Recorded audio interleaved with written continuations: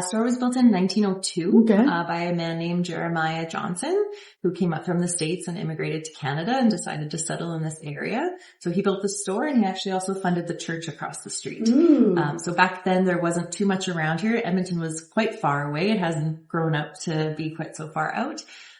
So really it was to service all of the farm community out here. So it was very much a general store. So they would have everything from, convenience, well, not convenience, but food, milks, cheeses, meats. But then you would also have your chicken feed and your cow feed and gas and oil. And also since 1903, it was a post office. So what we're using now for our kitchen was actually a post office for over 120 years now. So our grandmother was actually one of Canada or Alberta's first female postmistresses. So this window where we'll throw food through, she actually used to throw mail through, which is kind of fun. So it changed hands a lot through the 1910s, the 1920s, 1930s. In 1931, our grandfather's brother purchased the store. So his name was Robert, but he went by Red because he had very red flaming hair. So he named the store Red. So it was called Red's Store. So Uncle Red had it for a few years, and then in 1948, our grandparents purchased it. So this photo is kind of nice because this is Uncle Red, and then these are our grandparents. So this is all the McNeillys that have owned it in the past. So then our grandparents ran it for years and years. Then it went to our dad, and then our dad died in 2020 during the pandemic. And that's when it came to my brother and I, and we had to decide what we were going to do, and we decided to reopen the store again. So we've been spending the last 2 years renovating it, really restoring it to make sure it's historical integrity. So original floors, original shelving, but adding some more modern amenities like it's never had running water, bathrooms. So keeping that kind of updated so that it's up to code. But keeping a lot of the historical things. So the knob and tube electrical. So this is back from like the early 1900s. It actually was still functional, but not to code, a little bit dangerous. But we left it on the ceiling so that customers could see it because a lot of people don't get to see that kind of history. So we thought it was very important to leave as much historical integrity in the store as possible. So in the past, it was always just a grab and go store, but because people love the vibe and they love kind of being in this history, we thought it was important to create some spaces for people to sit and enjoy the store. So we created a coffee nook so people can come in and have a coffee. They can get a pastry. They can have a sandwich. They can get a cup of tea, and enjoy visiting their friends and family in the community. We're kind of taking a day trip out from Edmonton, even though it's only like 8 minutes away. It's, kind of a little adventure because they're in the country, but not that far. So we're going to have a few different spaces. So we have the coffee bar.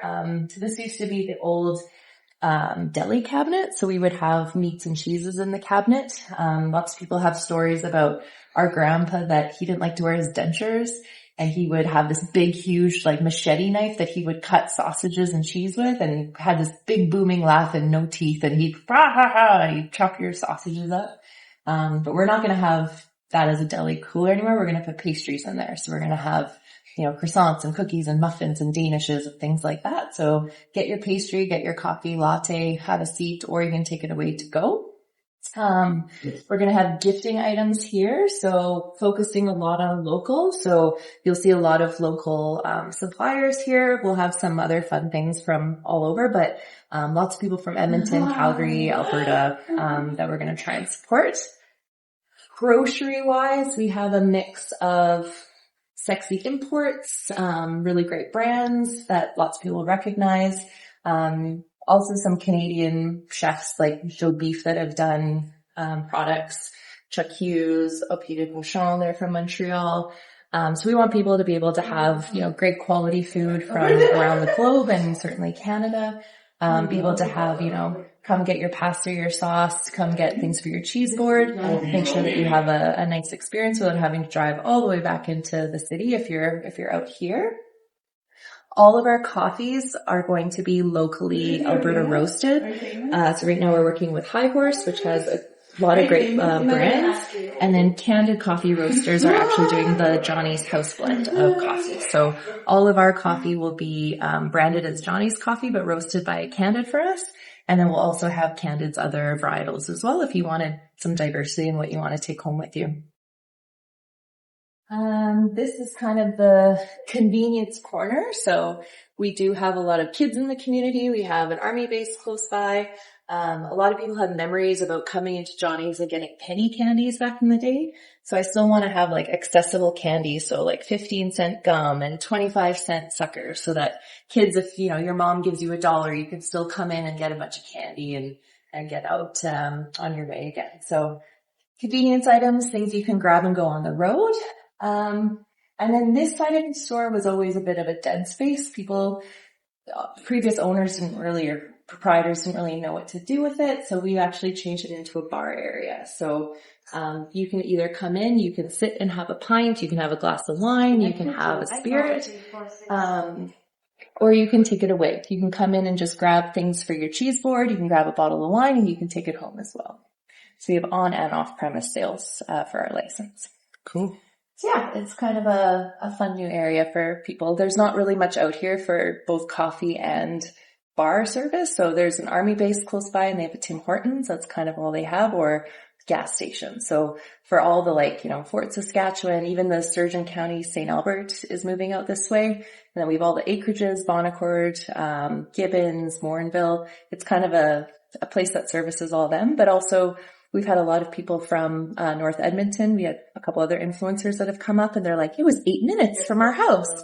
So it's out of the city, but still close. But you get like this kind of country vibe, which is kind of fun for people. I'll show you the back. If you want like good, This didn't really have walls before. This is where they would keep all of the gas tanks, oil tanks. So a lot of the floors were like oil soaked. We kept all the original barn board floors. So our builder said you actually can't really even find wood like this anymore, which is kind of neat. So we kept it kind of all original. My dad's aunt was actually born in the back here. When Uncle Red had the store, they were kind of poor and trying to save money. So they lived in this back space for a time, and Auntie Peggy was born back here. So a lot of memories in here. This space actually had our old furnace. So we ripped out the furnace and we made a cute little single bathroom. And then we got these are probably from the 1950s, we imagine, because this house doesn't exist here anymore. And our family brought that house in from Edmonton in the 60s. So this is probably late 40s, early 50s. And then we made a wheelchair accessible bathroom. So also important for the seniors, to be able to come with their walkers and things like that. So made sure it's all accessible. Same things like, you know, getting mirrors from our grandma's house. The mirror behind the back bar was actually found in the shed behind us. We were looking for a mirror and then my brother came out and was like, what about this one? So just trying to repurpose all those family, artifacts. So all the antiques you'll see above and on the shelves, they were either found in that garage, that shed or the barn or my grandma's basement. So just trying to kind of show people all the things that we kind of found before. So yeah, that's kind of the tour. But happy to answer any questions or go through any things that you want to learn a bit more about.